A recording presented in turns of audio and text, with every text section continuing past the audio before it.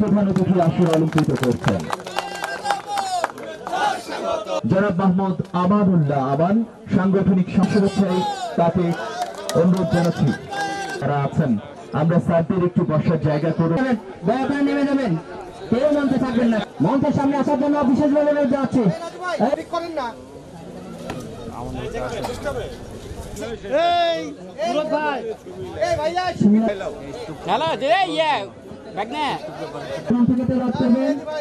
বাংলাদেশ জাতীয় ছাত্র দল রাসূল আলী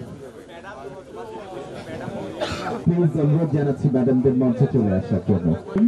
সভাপতির অনুমতি প্রার্থনা করছি সভার কার্যক্রম শুরু করার জন্য। একটু কোরআন থেকে তেলাওয়াত, পবিত্র কোরআন থেকে তেলাওয়াত করছেন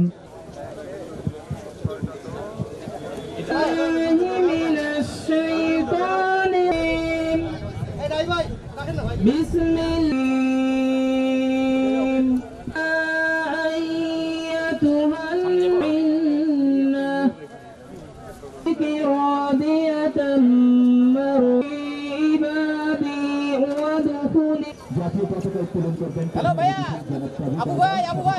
বাংলাদেশ ফুটবল ফেডারেশন।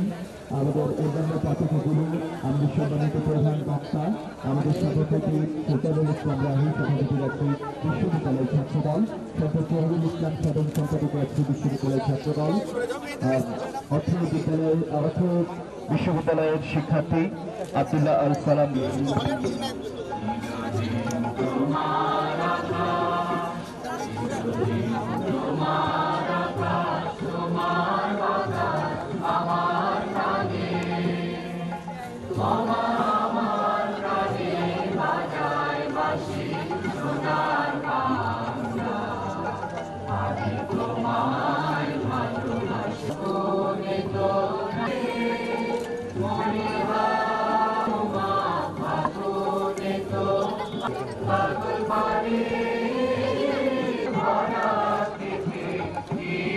ধন্যবাদ।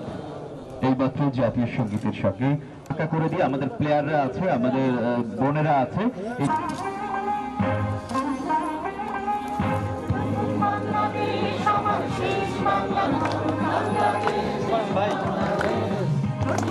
সবাই সবাই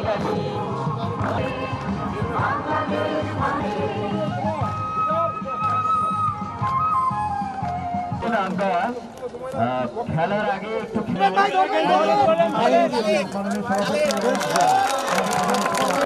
আজ আমরা রাজশাহী বিশ্ববিদ্যালয়তে ইন্টার হল নারীদের ফুটবল টুর্নামেন্ট উদ্বোধন করতে এসেছি এবং টুর্নামেন্টটা দেখতে এসেছি।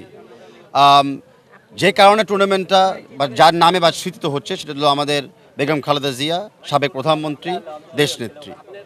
অগস্ট মাস খালি একজন ব্যক্তির জন্মদিনের জন্য না, দেশনেত্রীর জন্মের সাথে আমরা একটা আপোষহীন নেত্রী পেয়েছি। আমরা শিখেছি যে দুর্নীতির সাথে অরাজনীতির সাথে আপোষ করতে কখনো নেই। সেই স্মৃতি অ্যান্ড সেই ইন্সপিরেশন পাওয়ার জন্য আমরা আজকে এই টুর্নামেন্টটা এর সাথে যুক্ত হয়েছি। আমরা বর্তমানে বাংলাদেশে দেখেছি যে অনেক ক্ষেত্রে আমাদের নারীরাই কিন্তু আমাদের সামনে এগিয়ে নিয়ে যাচ্ছে। সেই কথাটা ফুটবলের জন্য সত্য। আজকে আমাদের নারী দলের জন্য কিন্তু বিশ্বে এখন বাংলাদেশকেও চিনে, ফুটবলকেও চিনে। এই সব কিছুর পিছিয়ে কিন্তু যে ভিশনটা ছিল দেশনেত্রী বেগম খালেদা জিয়া, উনি অনেক আগের ভিশনের ছিল যে নারীদের শিক্ষা উনি উন্মুক্ত করে দিয়েছিল, যে প্রাইমারি স্কুল থেকে হাই স্কুল পর্যন্ত নারীরা ফ্রি এডুকেশন পেয়েছে। সো বাংলাদেশ জাতীয়বাদী দল সবসময় দেখতে চায় যে বাংলাদেশের যে আধা জনগোষ্ঠী নারী, নারী সমাজকে পিছিয়ে রাখা যাবে না, নারী সমাজকে দমিয়ে রাখা যাবে না। সেটাই হলো আমাদের বাংলা জাতীয়বাদী দলের ভিশন এবং স্পিরিট। সেই ভিশন এবং স্পিরিটকে কেন্দ্র করে আমরা আজকে এই ফুটবল ম্যাচ উদ্বোধন করতে আসতেছি। আমরা বিশ্বাস করি রাজশাহী ইউনিভার্সিটি থেকে আগামীতে আরও ভালো খ্যাতিমান খেলোয়াড় তৈরি হবে, বিশেষ করে নারীরা। আমরা বিশ্বাস করি ইন্সপিরেশনের সাথে রাজশাহী জেলার থেকেও অনেক ভালো ভালো আগামীতে আমরা তারকা এবং খেলোয়াড়দেরকে আমরা পাবো। সেই পাশাপাশি ফুটবল ফেডারেশনের যেরকম দায়িত্ব আছে কিছু কাঠামো তৈরি করে দেওয়া, কিছু ট্রেনিংয়ে সহযোগিতা করা, তার সাথে সাথে বাংলা জাতীয়বাদী দলের অলরেডি 31 দফা অঙ্গীকার আছে যে আমরা শিক্ষার সাথে ক্রীড়াটাকে চর্চা করব, প্রতিটি মানুষের জীবনে ক্রীড়াকে ব্যবহার করব একটা ভালো স্বাস্থ্য, ভালো সমাজ এবং ভালো ব্যক্তিকে গড়ে তোলার জন্য। আমাদের নারী দলের প্রস্তুতির জন্য অনেক আমরা এগিয়ে গিয়েছি। এর পাশাপাশি আপনারা জানেন ইতিমুহূর্তে আমাদের অনূর্ধ্ব 20 দলও কিন্তু কোয়ালিফাই করেছে।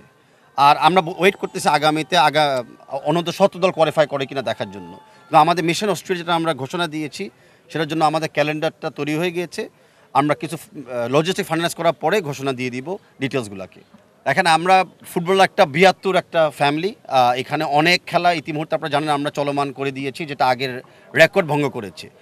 আজকে যেই ফুটবল খেলার জন্য আমরা এসেছি, আমরা সেটার উপরে ফোকাস রাখতে চাই, যেটা হলো আমাদের রাজশাহী বিশ্ববিদ্যালয় হলের নারীরা এবং নারীদের পিছনে যারা উদ্যোক্তারা আছে, আমাদের ছাত্রদল এবং বিশেষ করে আমাদের টেকনিক্যাল স্টাফ লাইক রেফারিজ এবং কোচদেরকে আমি ধন্যবাদ জানাচ্ছি সবাইকে। আমি আশা করি আমরা খেলাটাকে এখন উপভোগ করতে পারবো। আমি গর্বের সাথে বলছি আজকে যে রাজশাহী বিশ্ববিদ্যালয় অনেক এগিয়ে আছে, যে তারা এরকম একটা স্টেডিয়াম ওনারা পেয়েছে। সেটা আমরা স্মরণ করতে চাই যে শহীদ রাষ্ট্রপতি জিয়াউর রহমানের আমলেই কিন্তু স্টেডিয়ামটা বরাদ্দ পেয়েছিল। এরকম বাংলাদেশ জাতীয়বাদী দল বিশ্বাস করে যে আমাদের শিক্ষার জায়গাকে আর চর্চা করার জন্য প্রতিটি ইউনিভার্সিটিতে এখন স্টেডিয়াম হবে, প্রতিটি স্কুলের সামনে একটা করে মাঠ হবে। আর বর্তমান যে স্টেডিয়ামটা আমরা দেখেছি সেটা আমিও বলেছি, জাতীয় দল বাংলাদেশ জাতীয়বাদীর পক্ষ থেকেও এবং বাংলাদেশ ফুটবল ফেডারেশনের পক্ষ থেকেও বলছি আমরা স্টেডিয়ামটাকে আরও ডেভেলপ করার জন্য এবং স্টেডিয়ামের বাইরে আরও কিছু মিনি স্টেডিয়াম বা ইনডোর স্টেডিয়াম করা যায় কিনা সেটা বিবেচনা আমরা রাখবো। ইতিমধ্যে সেই দাবিটা আমি পেয়েছি সাধারণ শিক্ষার্থীদের মাধ্যমে। Thank you. একেবারে খেলার মাঠের খেলোয়াড়। আজকে আমরা ফুটবল খেলা একটু দৃষ্টিতে বুঝবো।